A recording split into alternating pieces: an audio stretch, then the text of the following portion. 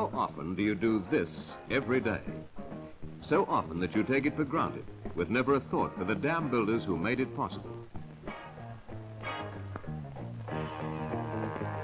That clear water starts its journey into your home from mountain streams 50 or so miles away.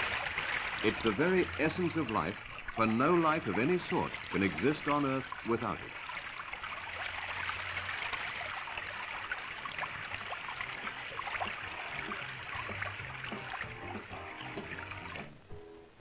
Once upon a time, far back in the misty distance of human prehistory, man took this essence of life as the animals do, straight from a stream. The invention of the pot enabled water to be stored, a great advantage over cupped hands. Thousands of years later, those brilliant engineers, the Romans, brought fresh mountain water to their cities by aqueduct. But crude as this approach appears today, it was vastly superior to Melbourne's early water supply system, if system it could be called. At Prince's Bridge, water was drawn direct from the Yarra and delivered into backyard butts through holes in back fences. But only a mile or two upstream, there were tanneries on the riverbank where offal was generally disposed of by tossing it into the river. Little wonder then that typhoid, colonial fever it was called, was rampant. It claimed hundreds of lives. And Melbourne, the Queen City of the South, as it had been proudly called, was renamed Smelbourne. The government of the day was forced to act. It launched a reticulated water supply scheme to bring unpolluted water from uninhabited uplands. With comparatively low rainfall, the run of the rivers varying from season to season and from year to year, it would be necessary to guarantee supply at all times. So in 1853, construction began on a catchment dam at Yanyin. By 1857, the scheme was completed, and Melbourne's 159,000 citizens were at last assured of a safe and reliable water supply. But gold fever was still boosting population.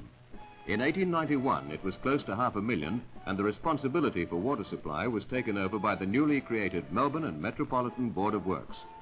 The Yanyin was augmented by a diversion dam on the Watts River, and 20 years later by a weir on the O'Shanassy River. 3 years later, the board's most ambitious scheme was launched.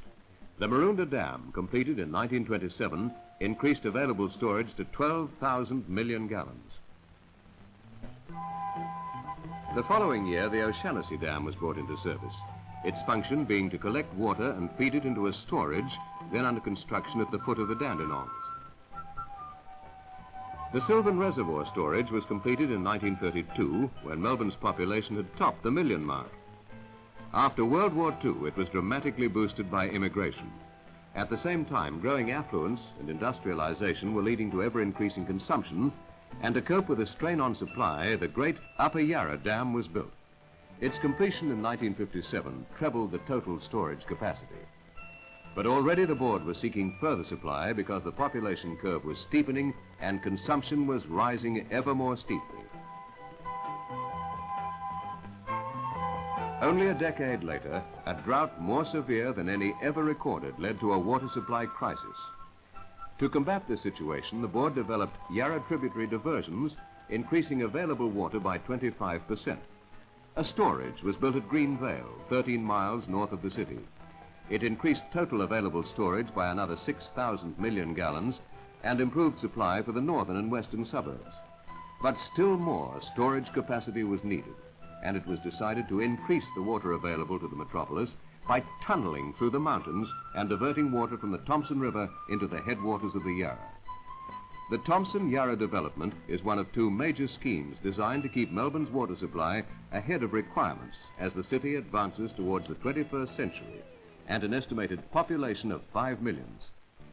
To accommodate this water, a huge new storage would have to be constructed, and many factors would have to be weighed in the balance before the final decision for the location could be made.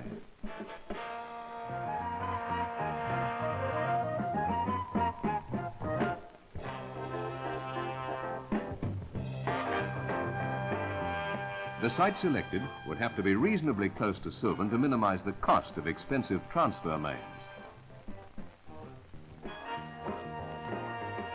Preliminary investigation to find a suitable site would be comparatively easy because over the years the area has been thoroughly surveyed and mapped. An area on Cardinia Creek, south of Emerald, presented topography that could be converted into a storage basin by filling in gaps between hills. The next question to be asked during these discussions was, did the site provide suitable rock and earth for building the gap-filling embankments? To answer this question, test drilling was initiated.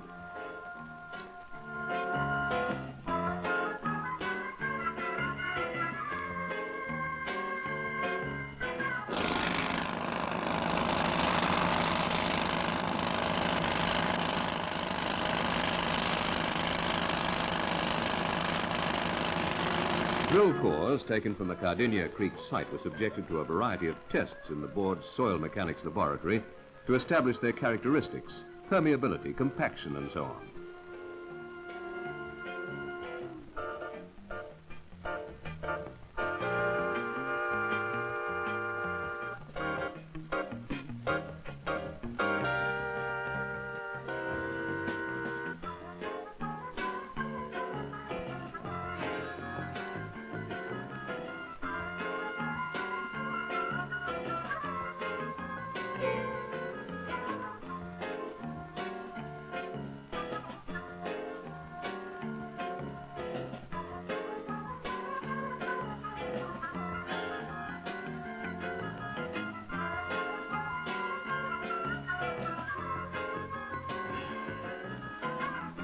By the time these laboratory tests had been completed, it was established that the site offered both earth and rock suitable for the building of the necessary embankments. A contour map indicates that 4 small embankments and a much larger one could convert the landscape into a huge basin. Now, other basic questions had to be posed and answered. How high should be the top level of the embankments? Well, that would depend on how much water could be expected from the Thompson Yarra Tunnel diversion. Obviously, it would be a waste of money to create a storage so big that the available water would never fill it. Again, what would be the cost of construction per million gallons in relation to various embankment heights? And ecology comes into the picture. What would be the effect of putting a lake among hills where no lake had existed before? If the environment were likely to be adversely affected, what remedial measures could be taken? These were but a few of the more important questions that had to be answered before the first positive drawings could be committed to paper. Calculations had to be precise.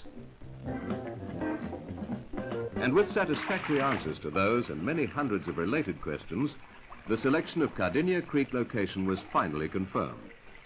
Here would be stored more than 64,000 million gallons of fresh water. Now, work on the embankment design could go ahead. No arbitrary decision or guesswork could be admissible. Data assembled by many disciplines had to be correlated. A through section of the main embankment shows a core of impermeable clay. It's supported on either side by zones of compacted earth, and the whole is stabilized by heavy rock zones which also protect the earth from erosion by wind and waves. Cement grouting of the bedrock prevents water from seeping through into the embankment. 2 small but extremely important filter zones prevent seepage from threatening the whole structure. Despite its relative impermeability, a certain amount of seepage through the core is inescapable. The filter zones of specially graded rock crushings offer the water an easy exit. The moisture trickles harmlessly down to the base of the embankment. With the preliminary design work well advanced, the physical work could begin, work that would within a few years transform the landscape. In creating a vast man-made lake, the dam builders would also be creating as a sort of bonus a new and attractive environment. All that was needed for this was a main embankment and 4 saddle dams. After the construction of a small dam to divert Cardinia Creek with its potential pollution, channels would have to be built to intercept the hazard of runoff from surrounding inhabited land. The board still cherishes and preserves the principle of uncontaminated natural water supply, a principle established by the pioneer engineers who gave Melbourne its first water scheme. Construction proper has begun with the creation of a quarry for the extraction of material for the rock fill and filter zones of the embankments. Month after month, around the clock, the quarry will have to yield hundreds of thousands of tons of rock as the embankments creep ever higher. It takes a lot of rock and earth, too, to raise embankments that add up to a length of 2.5 miles and rise 260 feet above the bedrock.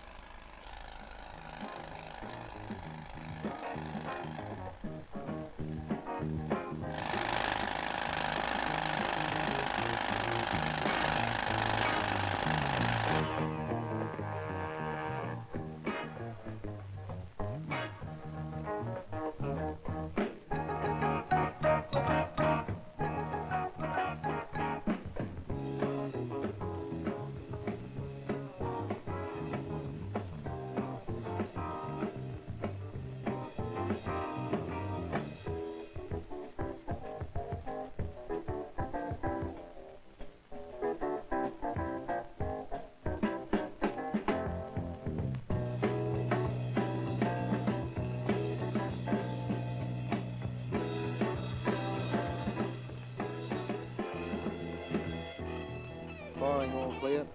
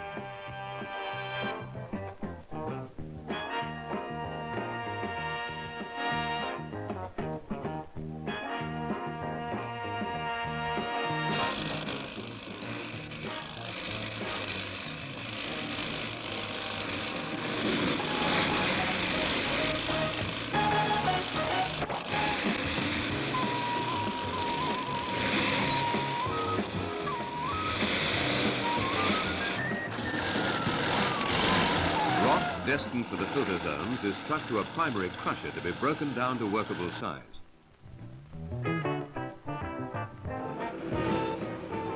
The reversing trucks bleat warnings as they back up to the crusher chute, for there's a danger lurking here for the unwary.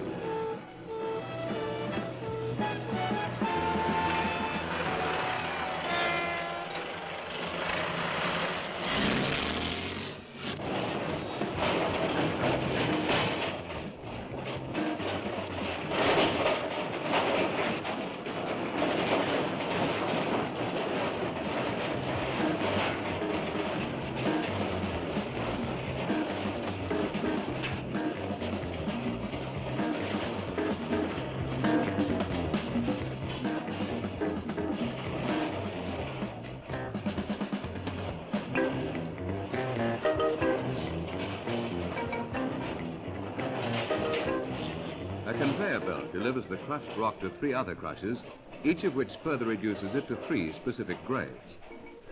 The crushings are collected from the bottom of the stockpiles by conveyor belts running underneath them.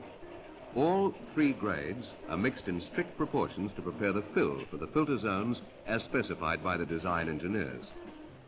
The mixing is done by releasing screenings from all 3 stockpiles to another conveyor belt running through a second tunnel. By releasing crushing from all piles simultaneously and at a predetermined rate, the belt emerges from the tunnel with the fill material already mixed in the right proportions.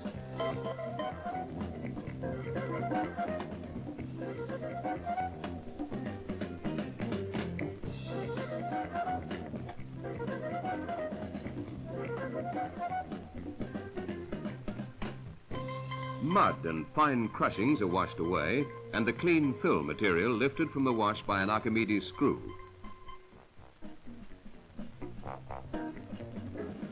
Meanwhile, at another part of the site that will ultimately be submerged, earth for the impermeable zones is being prepared. This area is called the borrow pits. The earth from it will be borrowed for the embankment permanently. But first it must be broken down by ploughing, scraping, raking and watering so that it can be readily compacted.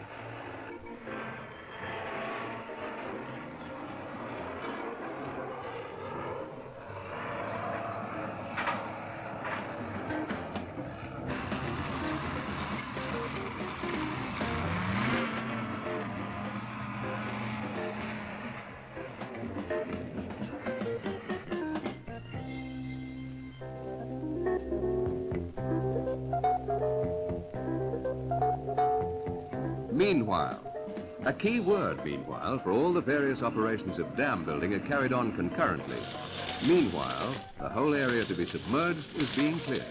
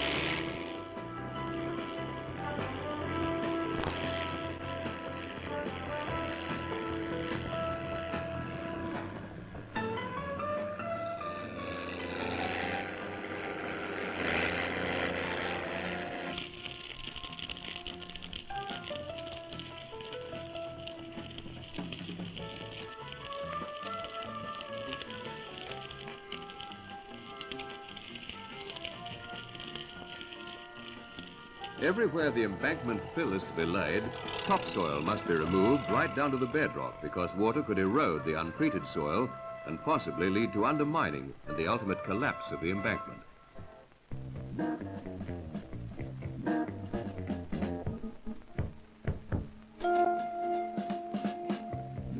High-pressure air jets blast every trace of natural soil from the rock. Then, holes will be drilled at specified intervals to make what are called grout curtains. Cement grout is introduced into the holes and forced under pressure into all the natural cracks in the bedrock, effectively sealing off potential seepage.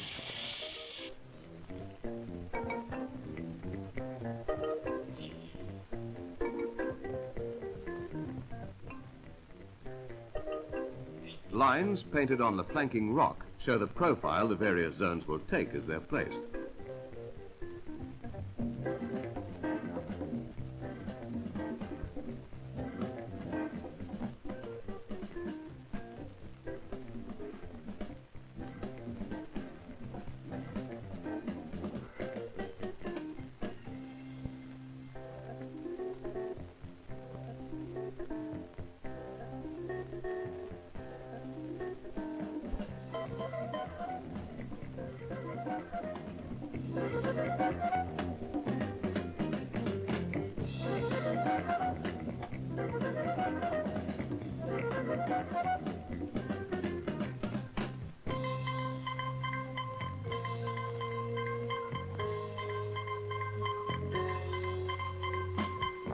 And so the work goes on around the clock, spurred by a sense of urgency. The army of dam builders, 300 strong, work 3 shifts every 24 hours. They're aided by 40 mechanical leviathans, front-end loaders, excavators, shovels, scrapers, rear dump trucks, dozers, earth compactors, vibrating rollers, graders.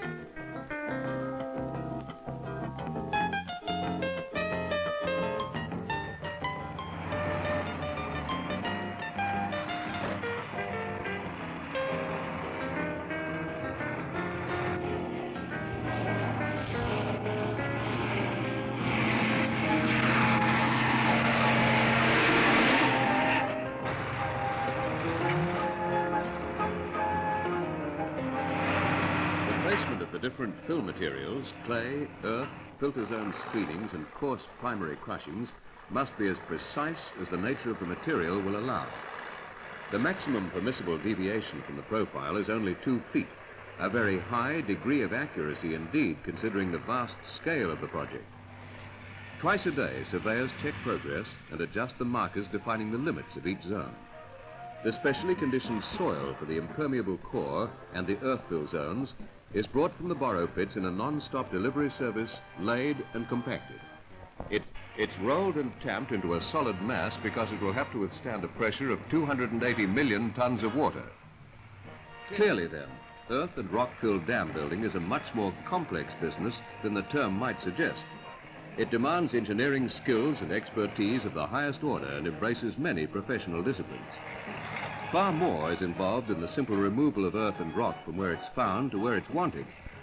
By the time the embankments are completed, More than 6 million cubic yards of carefully selected and prepared materials will have been taken from the borrow pits, the quarries and the crushers and placed.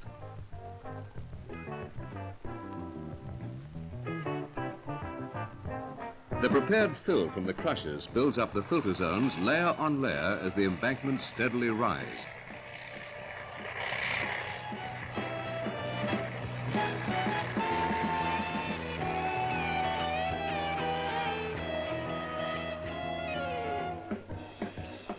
Beneath the final skin of coarse rock, blasted from its eons-old bed, the carefully designed inner structure of the embankment will be hidden forever.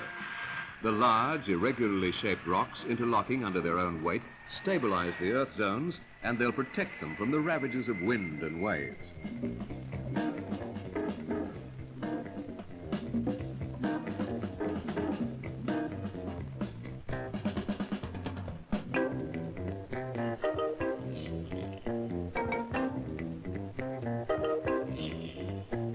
But though out of sight, the hidden core is not out of mind. As the embankments rise, piezoelectric sensors are buried at predetermined points. Their function in the first instance is to monitor pressures developing in the impermeable core under the ever-increasing weight of earth and rock. In effect, the sensors are watchdogs, ever alert for the first hint of a dangerous situation developing during construction. With the completion of construction, they'll continue to observe and control pressure when water is drawn from the reservoir.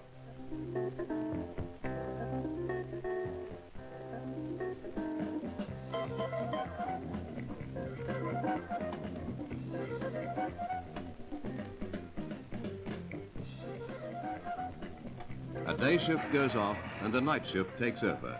There can be no let-up. Melbourne must be given an assured water reserve at the earliest possible date. Statistically, there should be no repetition of the 1967 drought for at least 120 years. But nature is unpredictable and very often flouts statistics.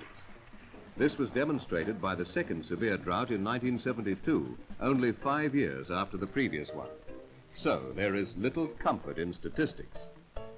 While the embankments creep ever higher, the concrete outlet tower is soaring towards its ultimate height of 260 feet above bedrock. But only 29 feet will be visible when the dam is full. The tower will house the control gates by which water will be drawn off for transfer to the metropolis. It isn't generally appreciated that water flowing into a storage brings with it a certain amount of material in suspension. It's harmless, but can cause some discoloration. This extraneous material settles as sediment. For this reason, the gates in the tower are located at intervals as it descends so that water can be drawn off at the level offering the highest quality. Outlet towers are a feature of all water supply storages, from the latest and biggest to Melbourne's earliest, Yan Yean, which for more than a century has served the community faithfully, thanks to the pioneer engineers who set the high standards that have been jealously preserved by the board to this day. The Yan Yean at the foot of the Plenty Ranges is just 20 miles drive from the city. It too was once a ravaged landscape, but time and the healing ministrations of the board gardeners have surrounded it with a pleasant environment offering peace and relaxation, a refuge from the city's bustle and nervous tension.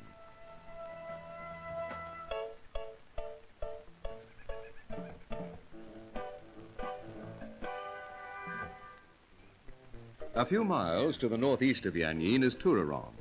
Although it's the smallest of all Melbourne storages, its environs too are open to the public. At all the big storages, the board has developed picnic facilities, gardens and park-like reserves with recreational facilities. And the natural bushland is never far away.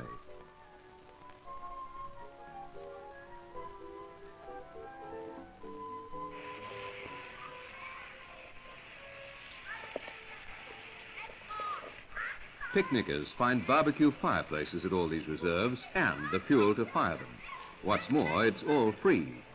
Of course, it takes time to establish such parks and gardens, so Green Vale, brought into service in 1971, seems an exception to the rule. But its time will come. After all, it has taken nearly half a century or so for Maroondah near Healesville to mellow into one of the most beautiful landscapes within an hour's drive of the heart of the city. Maroondah is in fact the most popular of all the board's reserves. In a single year, it attracts no fewer than 80,000 cars and tourist coaches. There must be very few Melburnians who don't have memories of a picnic at Maroondah at some time in their lives.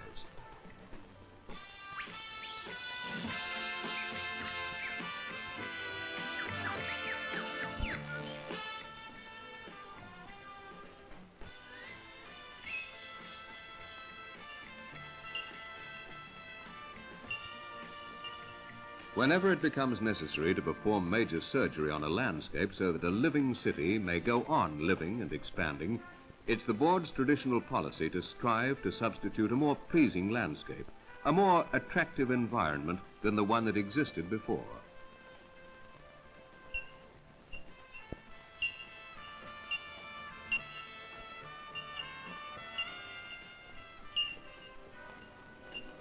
There can be no denying, for instance, that glimpses of the Sylvan Reservoir add enormously to the charm of a drive through the Dandenongs. And the closer view of this storage has its charms. Water supply is the one truly indispensable service. Without it, Melbourne would wither and die. Yet we take it for granted until something goes wrong. Twice within 5 years, severe droughts, both worse than anything in Melbourne's history, have challenged the board's ability to cope. Its expertise, which devised means of bringing more water into the system at comparatively short notice, enabled the city to get by. But Melburnians were made uncomfortably aware of the need for more sources of supply. Major water supply works cost astronomical amounts of money, which in the final analysis must come from the public's pockets. Profiting by painful experience, everyone now accepts this somewhat unpalatable fact, and the state government has allocated additional money that will put water supply ahead of demand, for water supply must come first if the city of Melbourne is to approach the 21st century with confidence. Water supply apart, the big dams also serve to preserve the environment and its creatures. The board's traditional policy of closed catchments which preclude commercial exploitation and the urban development of large tracts of bushland are by their very nature sanctuaries for the animals and birds that have lived here for eons before Western man brought his civilization to this land.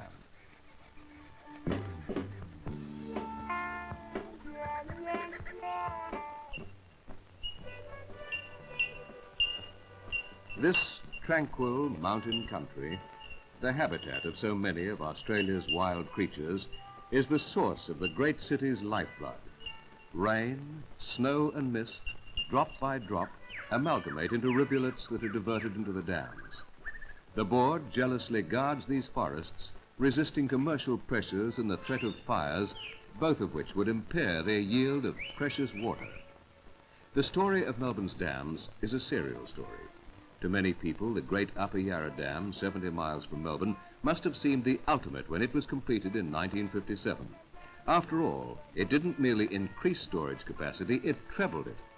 Yet, within a decade, it was very apparent that still more water was needed, and the board set out to get it. Now, millions of gallons of additional water flowing into the great storage from the Thomson Yarra Diversion Tunnel can be channeled to Sylvan and thence to the vaster Cardinia storage. Cardinia will be, in effect, a bank for safeguarding our greatest heritage, a huge reserve of liquid life to tide Melbourne over not-so-rainy days.